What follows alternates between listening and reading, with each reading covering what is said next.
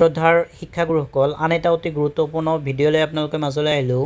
আজি মই director of census operation আছামৰ পৰা এটা নটিফিকেশ্যন তেওঁলোকে ইতিমধ্যে প্ৰকাশ কৰিছে।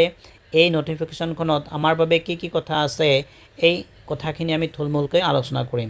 ইয়াতে নটিফিকেশ্যনখনত আপোনালোকে দেখা পাইছে, নটিফিকেশ্যনখনৰ ছাবজেক্টটো আছিলে যে promotion of self enumeration through self enumeration portal for census 2027। এতিয়া এই নটিফিকেশ্যনখনত আৰু 7টা কথা তেওঁলোকে উল্লেখ কৰিছে, 1ৰ পৰা 7 নম্বৰলৈ। এই 7টা পইণ্ট আমি থুলমূলকৈ চমুকৈ আলোচনা কৰিম। আহক আমি দেৰি নকৰি ভিডিঅ'টো আৰম্ভ কৰোঁ। নটিফিকেশ্যনখনৰ প্ৰথমটো পইণ্ট আছিলে ছেল্ফ এনুমাৰেশ্যন কি হয়। এই বিষয়ে তেওঁলোকে আমাক অৱগত কৰিছে যে ছেল্ফ এনুমাৰেশ্যন অৰ্থাৎ স্বগণনা। ইয়াৰ পৰিয়ালৰ সদস্যসকলে নিজেই অনলাইন পৰ্টেলত নিজৰ জনগণনাৰ তথ্য পূৰণ কৰি জমা দিব পাৰিব। 2 নম্বৰ পইণ্টটো আমি চাই লৈছোঁ।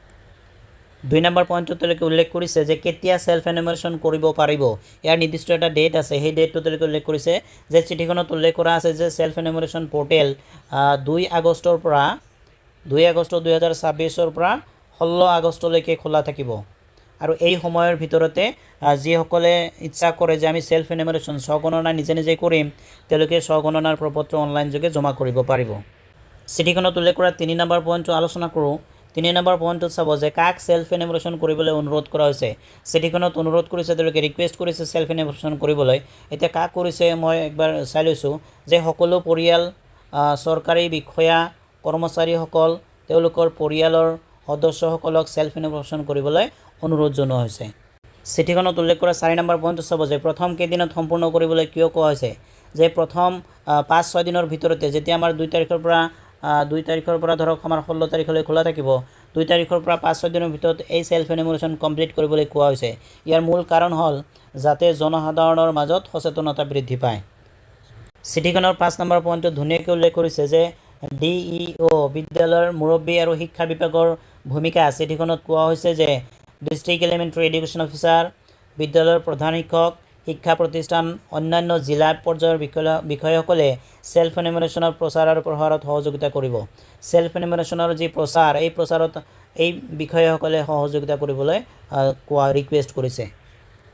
চিঠিখনৰ 6 নম্বৰ পইণ্টত উল্লেখ কৰিছে যে হোৱাটছআপৰ জৰিয়তে প্ৰচাৰ কৰিব লাগে। আমি যে এই যে ছেল্ফ এনুমাৰেশ্যনৰ প্ৰচাৰটো কৰিব লাগে, হোৱাটছআপৰ জৰিয়তে আমি প্ৰচাৰটো কৰিব লাগে বুলি তেওঁলোকে উল্লেখ কৰিছে। যে ছেল্ফ এনুমাৰেশ্যনৰ ফ্ল' চাৰ্ট এটা ইতিমধ্যে তেওঁলোকে চিঠিখনত নটিফিকেশ্যনখনত উল্লেখ কৰিছে। মই আপোনালোকক শেষলৈ দেখুৱাইছোঁ। ফ্ল' চাৰ্ট আৰু গাইডলাইন, যি গাইডলাইন আছে সেই গাইডলাইন বিদ্যালয়, মহাবিদ্যালয়, চৰকাৰী বিভাগ আদিৰ অফিচিয়েল হোৱাটছআপ গ্ৰুপত প্ৰেৰণ কৰি অধিক সংখ্যক লোকলৈ তথ্য পहुঁচাবলৈ নিৰ্দেশ দিয়া হৈছে চিঠিখনত। 7 নম্বৰ পইণ্টটো চাব যে ইয়াৰ উদ্দেশ্য আছে, নিশ্চয় এটা উদ্দেশ্য আছে। ইয়াৰ উদ্দেশ্যটো এনেকৈ তেওঁলোকে ব্যাখ্যা কৰিছে যে এই ডিজিটেল ব্যৱস্থাৰ জৰিয়তে অধিক সংখ্যক লোকে নিজে নিজৰ জনগণনাৰ তথ্য অনলাইনত দাখিল কৰে আৰু চেঞ্চাছ 2027 সফলভাৱে যাতে সম্পন্ন হয়, এইটোৱে ইয়াৰ মূল উদ্দেশ্য। এতিয়া ফ্ল' চাৰ্টটো তেওঁলোকে ইতিমধ্যে আমাৰ নটিফিকেশ্যনখনৰ লগতে গাঁঠি দিছে। মই ফ্ল' চাৰ্টটো আপোনালোকক একবাৰ দেখুৱাই। এইটো স্বগণনাৰ ফ্ল' চাৰ্ট। এই চাৰ্টটোত তেওঁলোকে ধুনীয়াকৈ একেবাৰে স্বগণনাৰ প্ৰচেছখিনি ধুনীয়াকৈ উল্লেখ কৰিছে।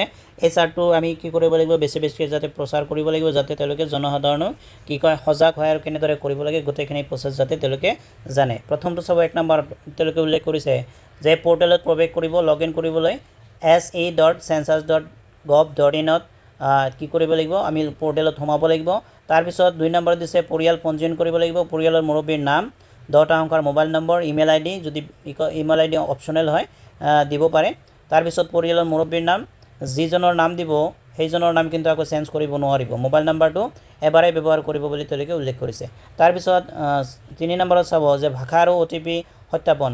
ভাষা ছিলেক্ট কৰিব লাগিব, তাৰপিছত আমি OTPটো ভেৰিফাই কৰিব লাগিব। কৰাৰ পিছত এতিয়া যিটো ভাষা আপুনি বাছনি কৰে সেই ভাষাটো কিন্তু পৰৱৰ্তী সময়ত আপুনি চেঞ্জ কৰিব নোৱাৰে। তাৰপিছত 4 নম্বৰ দিছে চাব যে অৱস্থানৰ বিৱৰণ, জিলা বাছনি কৰক আৰু পিনক'ড, গাঁও, চহৰ, স্থানীয় প্ৰবিষ্ট কৰক। তাৰপিছত 5 নম্বৰ দিছে যে মানচিত্ৰত আপোনাৰ বাসগৃহ চিহ্নিত কৰক। মানচিত্ৰত ৰঙা ৰঙৰ যিটো মাৰ্কাৰ থাকে, সেই মাৰ্কাৰটো ড্ৰেগ কৰি টানি আনি আপোনাৰ সঠিক আৱাসিক বিল্ডিঙৰ চিনাক্ত কৰক আৰু অৱস্থান নিশ্চিত কৰক। তাৰপিছত 6 নম্বৰ দিছে যে প্ৰশ্নাৱলীসমূহ সম্পূৰ্ণ কৰক। যি আমাৰ কুৱেশ্যনেৰীকেইটা থাকিব, কুৱেশ্যনেৰীকেইটা গোটেইকেইটা সম্পূৰ্ণ কৰিব দিছে। টুলকিটসমূহ সঘনাই সোধা প্ৰশ্নসমূহ আৰু প্ৰয়োজনীয় তথ্য টকাসমূহ নিৰ্দেশনা অনুসৰি গৃহতালিকা আৰু গৃহপিয়লৰ প্ৰশ্নাৱলী পূৰণ কৰক। তাৰপিছত 7 নম্বৰত দিছে পূৰ্বদৰ্শন আৰু পুনৰীক্ষণ। পূৰ্বদৰ্শন স্কেন ব্যৱহাৰ কৰি প্ৰৱেশ কৰা সকলো তথ্য পৰীক্ষা কৰক। আপুনি তথ্যসমূহ সম্পাদন কৰিব পাৰিব, পিছত দাখিল কৰিবলৈ খচৰা সংৰক্ষণ কৰিব পাৰিব আৰু চূড়ান্তভাৱে দাখিল কৰিব পাৰিব। 8 নম্বৰত কৈছে যে আপুনি ড্ৰাফ্ট হিচাপে সেইটো ছেভ কৰি ৰাখিব পাৰিব আৰু আপুনি ৰিচেক কৰি পিছতো ছাবমিট কৰিব পাৰিব। 8 নম্বৰত চাব যে চূড়ান্ত দাখিল কৰক। ক্লিক কৰি চূড়ান্ত দাখিল কৰক এইটোত ক্লিক কৰি আপোনাৰ তথ্য স্থিৰ কৰক। চূড়ান্ত দাখিল কৰাৰ পিছত কোনো পৰিৱৰ্তন কৰিব নোৱাৰিব। এতিয়া চূড়ান্ত দাখিল কৰাৰ পিছত চাব যে স্বগণনাৰ এটা আইডি সৃষ্টি হ'ব, ক্ৰিয়েট হ'ব। দাখিল কৰাৰ পিছত এটা এছেৰে ষ্টাৰ্ট হোৱা 11টা ডিজিটৰ এটা স্বগণনাৰ আইডি আপোনালোকে মেছেজ যোগে পাব বা ইমেইল যোগেও পাব যদি ইমেইল আপোনালোকে ইনপুট কৰিছে। তো এইখিনি আমি প্ৰচাৰ কৰিব লাগিব। চিঠিখনৰ মূল কথা আছিলে এইখিনি।